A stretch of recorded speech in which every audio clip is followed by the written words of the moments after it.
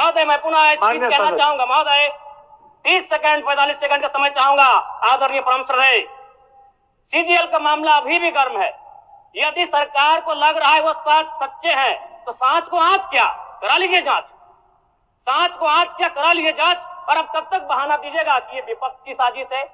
विपक्ष के सारे पे छात्र सड़कों पे नहीं है, सपने टूट रहे हैं, सपने नेशनल नाबूद हो रहे हैं, इसीलिए छात्र सड़कों पर है। और याद रखिएगा, उनके सपनों के बीच कोई आएगा, पहाड़ आए, दरिया आए या चट्टान आए, छात्र टकराएंगे। महोदय मैं फिर कहूंगा, यदि आप सच है तो सच को आंच क्या कराइए जांच, सीजीएल की जांच हो। मैं पुनः कहूंगा, खतियान आधारित स्थानीय नीति, विस्थापन नीति पुनः समीक्षा करते हुए लागू कैसे हो, उस दिशा में राज्य को बढ़ना चाहिए।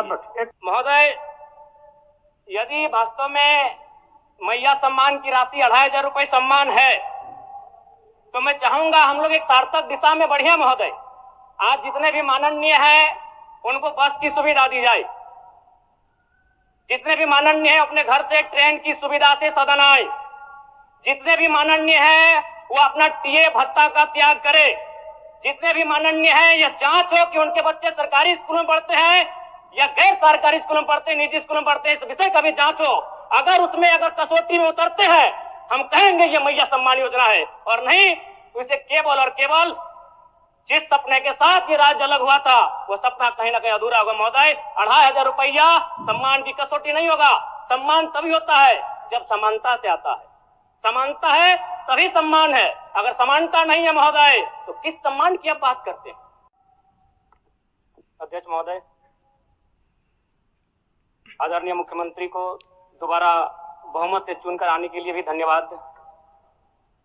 माननीय वित्त मंत्री के द्वारा अनुपूरक बजट, द्वितीय अनुपूरक बजट जो 4,833 करोड़ 39 लाख लाया गया है, जबकि यही सरकार ठीक कुछ दिन पूर्व प्रथम अनुपूरक बजट, माफ कीजिएगा, प्रथम अनुपूरक बजट 4,833 करोड़ 39 लाख का लाया गया था। और आज पुनः द्वितीय अनुपूरक बजट जो कि 11,697 करोड़ 45 लाख की राशि लेकर आए हैं।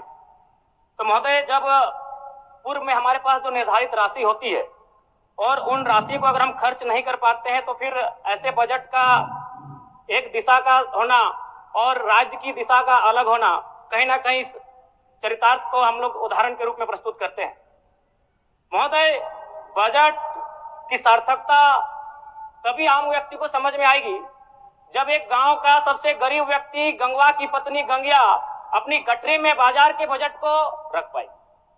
आज तमाम माननीयों ने, हमने भी सोचा था कि पक्ष की तरफ से विषय को रखा जाएगा, विपक्ष वाले तर्क को प्रस्तुत करेंगे और इसी बीच में एक नया नवेला युवा सीखने का कार्य करूंगा। लेकिन मैक्सिमम समय इन्होंने दिशाहीन मुद्दों पे रखा। तो मैं, चूंकि मैया सम्मान योजना मूल बिंदु रही, केंद्र बिंदु रही, किसी ने उसे सम्मान कहा, नारियों का सम्मान कहा, महिलाओं का सम्मान कहा, हम लोग भी महिलाओं के सम्मान के पक्षधर हैं। हमारे एक भाई कह रहे थे कि 2500 रुपए की राशि जब एक स्कूल कॉलेज में पढ़ने वाली बहन को दिया जाएगा तो उससे वो स्कूल कॉलेज कागज कॉपी कलम की सामग्री लेगी। मैं कहना चाहूंगा, अगर आप उसे स्कूल कॉलेज जाने से पहले अगर 2500 रुपए देंगे तो उसे आप निकम्मा और आलसी बनाएंगे। यदि आपको उस राशि को देना है तो उसके स्कूल कॉलेज जाने के बाद दीजिए, स्कॉलरशिप के रूप में दीजिए।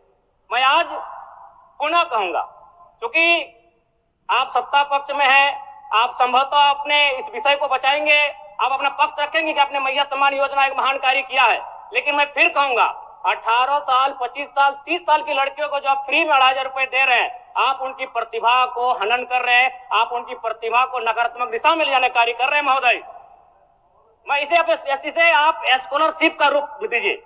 आप 2500 रुपए देना है, स्कूल से पहले देंगे ना। मैं कह रहा हूं, मेरी भी सैकड़ों बहनें हैं गांव में, अगर आप स्कूल जाने से पहले 2500 रुपए उनके हाथ में देंगे, उस पैसे को वह गलत कार्यों में, गलत नहीं कहेंगे, कुछ ऐसे कार्यों में खर्च करेंगी जो लुभावनी हो। स्कूल जाने के बाद, अटेंडेंस के बाद अगर आप देंगे स्कॉलरशिप के रूप में तो वो बहन स्कूल तक जाएगी।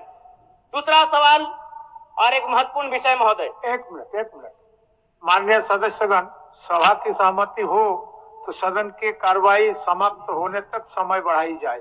बोलिए, अब समाप्त करिए, बोलिए।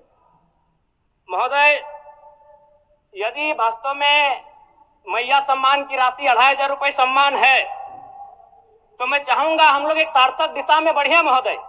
आज जितने भी माननीय हैं उनको बस की सुविधा दी जाए, जितने भी माननीय हैं अपने घर से ट्रेन की सुविधा से सदन आए, जितने भी माननीय हैं वो अपना टीए भत्ता का त्याग करे, जितने भी माननीय हैं यह जांच हो कि उनके बच्चे सरकारी स्कूलों में पढ़ते हैं या गैर सरकारी स्कूलों में पढ़ते हैं, निजी स्कूलों में पढ़ते हैं, इस विषय का भी जांच हो। अगर उसमें अगर कसौटी में उतरते हैं, हम कहेंगे ये मैया सम्मान योजना है, और नहीं तो इसे केवल और केवल जिस सपने के साथ ये राज्य अलग हुआ था वो सपना कहीं ना कहीं अधूरा होगा महोदय। 2500 रुपया सम्मान की कसौटी नहीं होगा। सम्मान तभी होता है जब समानता से आता है, समानता है तभी सम्मान है। अगर समानता नहीं है महोदय तो किस सम्मान की आप बात करते हैं महोदय? मैं पुनः इस चीज कहना चाहूंगा महोदय, 30 सेकंड 45 सेकंड का समय चाहूंगा। आदरणीय परम श्रद्धेय, सीजीएल का मामला अभी भी गर्म है। यदि सरकार को लग रहा है वो सच्चे हैं तो सांच को आंच क्या करा लीजिए जांच, सांच को आंच क्या करा लीजिए जांच। और अब कब तक बहाना दीजिएगा कि ये विपक्ष की साजिश है?